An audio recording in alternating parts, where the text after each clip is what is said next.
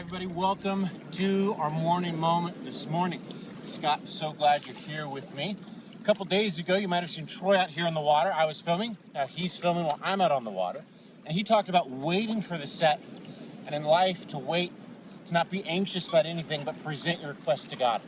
And today I'm going to talk to you just for a second about what happens when you get that wave and you get to ride the wave. So often we're so concerned with catching the wave, we actually take ourselves out of position. If you'll notice a surfer, they're always kind of bobbing in the water in their particular place. It's because they've mapped out where the best break is, where the best wave is coming.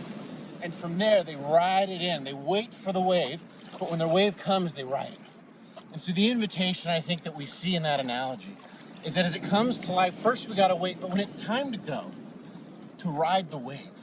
Now, when it comes to riding the wave, one of the things that I often see is, at least in my own life, I try to force the wave to happen. I try to make my own waves happen. I try to do my own thing. I try to press the agenda. And I feel like the invitation we see all through the Bible is that there is nothing we can do to force God's timeline.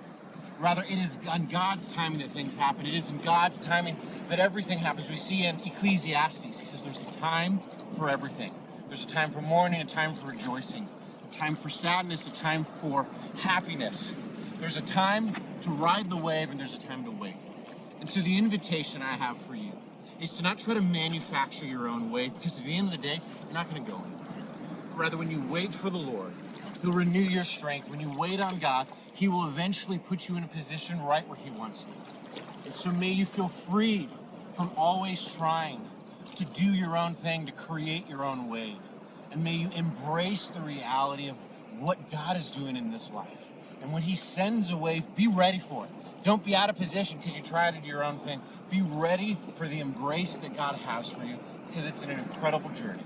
And as you're riding the wave, enjoy the beauty of this life that God has for you. So remember, there's a time for everything.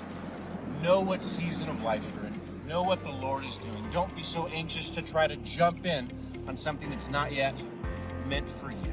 And when God does have that wave for you, ride it and enjoy the fullness of what it means to follow Jesus wherever that wave takes you.